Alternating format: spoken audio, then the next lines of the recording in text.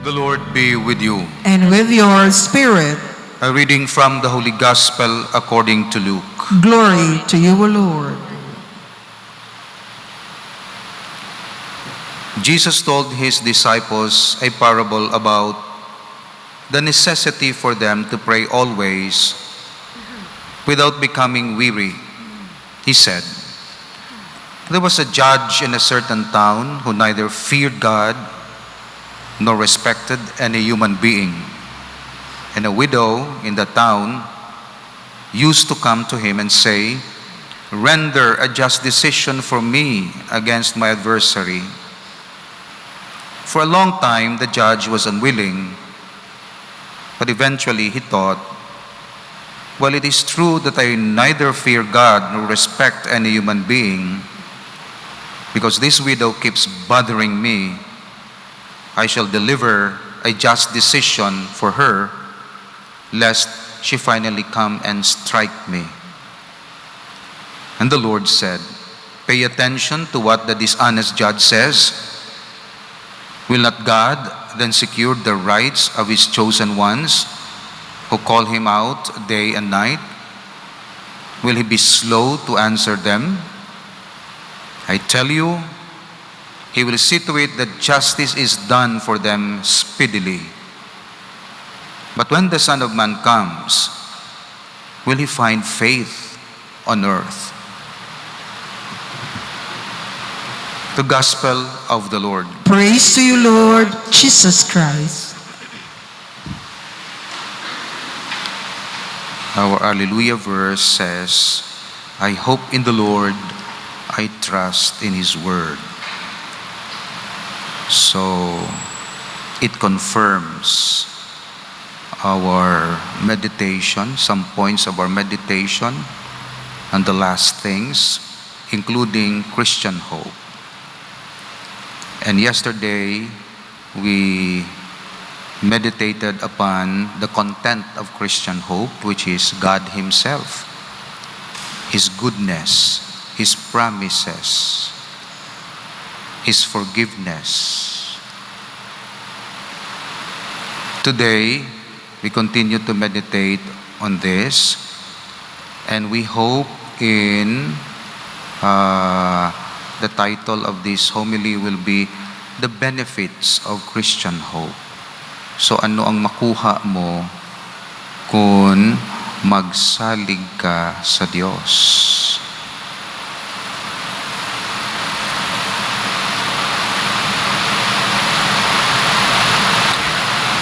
Una gid nalista diri the special protection of God.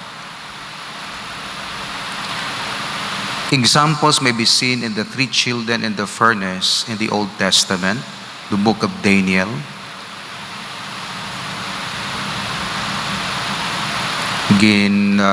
Pilit sila magkaon sang isa kapag kaon nga kontra sa ila custom kag sa ila faith.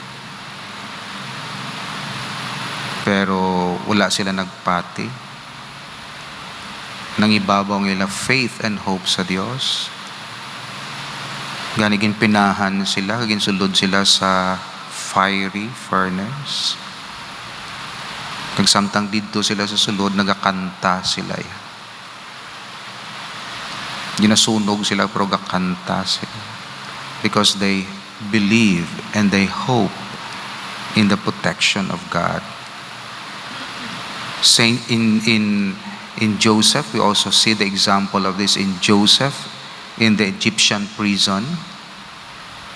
Okay, the multicolored coat ni Joseph.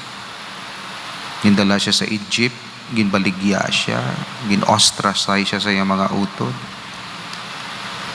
Pero nagsalig gihapon siya sa Dios, kag may twist sang story sa end, siya pang nag-save sa famine sa iya father nga si Jacob kag sa iya other brothers. Si Blessed Virgin Mary, mabusong ikaw, paano ini, wala ko, paana, habuyang, Balaan mo kung ano ang pena sa babae nga busong, mabakpan nga wala sang bana. Batuhon, tubtub mapatay. Sige lang. Sunod lang. Kag of course, kimpadalaan sang Dios si Joseph.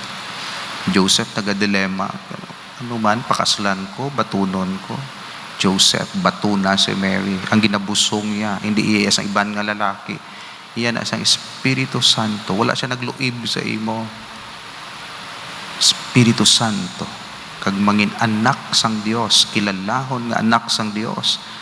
Nabusong ni Maria. Nagsalig si Maria. Bisan kamatayon na ang balos, ang risgo. Pero nagsalig siya sa Diyos, and God protected her. A Christian whose hope is in God may be oppressed, but he cannot be overcome, says Saint Cyprian. Such a one, adds Saint Francis of Sales, is like a general backed by a strong reserve. Gaaway sila. Tapos abisang kontra, perde na. Way sa kabalo gali, may reserba pa to nga mga soldado. Amo na ka no magsalig sa Dios. Abisang kontra mo, perde ka na. Way sa kabalo, may backup pa to. Tugod nagasalig sa Dios. They trust in the Lord. They that trust in the Lord shall be as Mount Zion. If a man puts his entire confidence in God, God takes him under His special protection, and he may be certain that no harm will come to him. That's a quotation from Saint Vincent de Paul. The greater our confidence in God, the more certainly will He protect us and come to our help in all dangers. Saint Francis ina. And then from Ecclesiasticus, no one has hope in the Lord and been confounded. Chapter 2, verse 11. So protection sang Dios. Basta nagasalig sa iya.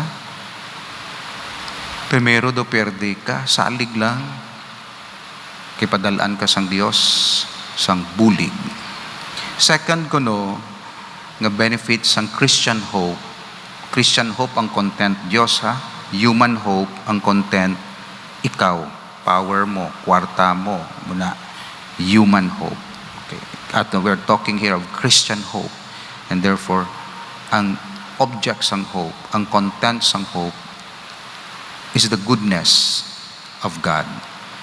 He who hopes in God can obtain everything from Him. So, i-provide na not only protection, but provision. Such was the confidence of Moses when he divided the Red Sea with his staff, and Elias when he prayed for the rain. Hoping against hope. Nakibon na sila, wala na sila palagyuhan. Bahala ka na, Yahweh. Bayaw ni Moses. Ya baston. Gin-strike ya sea. Nabuka ang sea. Nakatabok sila. Miracle. Intervention sa Diyos. Si Elias, nakadlawan siya. 3 years and a half, wala sang rain. Ito ang mga prophets ni Baal, pangamuyo man. May contest sa Mount Carmel. Oh. Tapos, nag-una pangamuyo ang mga prophets ni Baal, 250 sila. Naisip ko, gid, 250. Pati ka naaran sa Bible, ha? Di ka mo pati naisip, wala ko to dito. 250 kontra kay Elias, isa lang siya. Mahimo sila sang offering. Kung sino offering, masunog. Wala sang kalayo, wala posporo, wala kung ano da. Intervention lang sang sang kalayo halin sa langit or wherever. Ang 250, hala. Nag-ano sila, ginbutangan nila altar, ginano nila. Tapos nag-incantation sila. Anong natabo? Wala. Ang Balilias, sunuga pag inyo pangamuyo nyo. Ang iban ka dururos matas ang pangamuyo, nagalubid, alaga, guluwa, dila nila sang, kung ano lang himuon nila. Wala gid nasunog ila halad, wala gid baton. Kay ti fake ang ila Dios. Si Elias, iyan na time. Ya, bubuin nyo sang tubig ng akon altar. Kutkuti pag ninyo kag gisiguraduhan ninyo nga basa ina tanan, binasa nila. Nagamuyo si Elias, nag-strike ang kalayo halin sa langit. Nasunog. Kag dito na realize nila nga tudtod nga Dios ang ginasimba ni Elias. Tapos si Elias naghambal sa hari na manugulan, hambal sa hari nga manugulan, wala man isang galom da.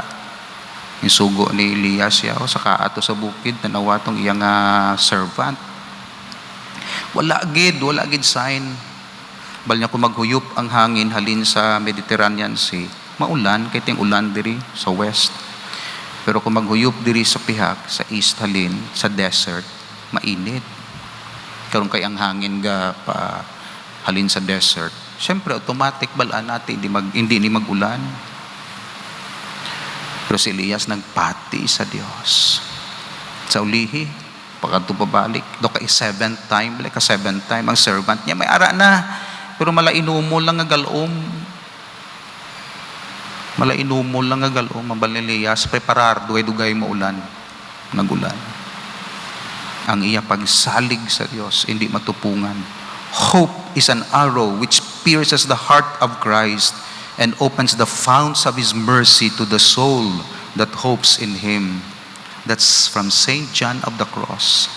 A man gets just as much as he hopes for. Saint John of the Cross. Protection, provision, this time power. Amo na kano kung may hope ka sa Dios. The one who hopes in God is strengthened by God, so that he is not afraid of man, and is patient and courageous in suffering, and more especially in the face of death. O kaangay ni David kontra kay Goliath. Si Goliath tag 7 footer. Si David teenager. Dako. Pero ano lang ginhimo ni David? Kadlawan siya ni Saul niya. Ano nang dala mo man? Sling ni. Makapatay na. Sige lang, salig ka lang sa Dios. Ginaghambalan niya si King Saul. Do ginhambalan niya implicitly. Ikaw yagasalig ka sa imo army, kag sa imo ano. Ako yagasalig sa Dios. And you know the story. Sleo before Attila. Si Saint Martin. Butang di, Saint Martin was once attacked by the robbers who threatened his life. When they asked why he did not fear, he made reply, I am a Christian and under God's protection. I have no need to fear. On the contrary, it is you who ought to be afraid. The man whose trust is in God troubles himself little about the favors of the great, the famous persons, or the sayings of his fellow men. So may pagsalig ka sa Diyos ko, no? Huwag ka nagadepende sa mga affirmations and flatteries sa iban ng mga tao, kag sa mga criticisms ng tao. May pagsalig ka sa Diyos. Such was St. Paul's attitude. Amo ng ati 1 Corinthians chapter 4 verse 3. Siling ni St. Paul, no? I exceedingly abound with joy in all tribulations. Si Job, tungkol may pagsalig siya sa Diyos, was patient in the midst of his sufferings because he looked forward to the resurrection. Ang isa ka estudyante nga wala handom sa futuro, wala hope, tamad mag-study. Pero ang isa estudyante may gina-foresee sa future, mga budlay gid para kapasar. Anong kinalain nila? Pareho man na sila nga struggle da. Pareho man lang subject matter, pareho man maestra. Ang kinalain nila, ang isa taas ang hope. Ang isa gasalig lang sa irensyaya. Garanon man kami amon. So tungod gasalig siya diri, why siya sang hope dito. Kita kasalig sa Dios, kag inang pagsalig naton gahatag sa aton sang power, motivation, courage, kag sakto ning hambal diri. It gives us power because hope is also power. Hindi siya physical power, kundi moral power siya. Kaya bisan ano pa ang criticism, bisan ano pang hambal, basta may project ka, may ginahandom ka. Kaya mo. Kag di na naghalin. Buhi ang power of hope sa imo. Isa ka priso, wala handom magwa. Mas maayo pa di sa prisuhan, sadya pa. Hindi magwa, hindi maghimo ubot pagkabutang, mapanugwa na siya tani, pero mahimo pag isang kalainan para di pagagwa. Prisuhan siya. Isa ka priso, panumdum niya iya bata, kumusta na to, gusto ko pakabuot siya. Gwa siya dayo. May hope. Namuman ng missionary, pari, may hope. Kung wala ni hope, useless ni tanan. That's why hope gives us power. And lastly, hope also impels us to perform good works and heroic acts. So 3, 4 kapi. Okay? Protection, provision, power, and performance of good works. The gracious secret of the zeal of missionaries in the land of the heathen. The hope of the Christian is something more solid than that of the husbandman or the warrior or the artist. He hopes for that which truth itself has promised. Says Saint Paulinus, our hope is as certain as though it were already an accomplished fact. Saint Augustine. So, amo na ang naghahatag. Hambal nila kanong pinakagrabe pa obrahon sa mga party sa AIDS, mga AIDS victim, ang volunteer, mga madre. Sobra pa sa doktor mo. Mga madre manghugas kaya, mga missionaries, remarkable. Mga stories nila. Mother Teresa type. Payadlok-hadlok. Banyay, ilayaga. Grabe ang ila faith and hope sa Dios. Ma-overcome ang ila weakness. Balsa. Tuod na. Basta may hope, the best ang imo work. Kaya gina-perform mo. Hindi tungod lang sang sweldo, kundi sang something bigger than yourself. So ang motive mo sa kabuhi and profession and work is not para sa imo lang kaugalingon, kundi greater purpose. Kagrabe ang zeal, kagrabe ang motivation. That's why ang hope gives us protection, special protection from God. Provides for our needs. He provides for our needs. Gives us power in the face of suffering, even death, mga martyrs. Kagang hope. Basta may hope, naga-best ang study ta. Kaya may hope ka mo. Best performance sa aton social apostolate. That's why kamo, nga member sang asosasyon, madula gani hope ninyo, parte sa inyong mga work, motivation, dugay-dugay. Madula na kamo. Di nyo na masustain. Kung wala sang kalayo sa sulod sang kalag. Gani, Lord, increase our faith, our hope, and our love. Amen.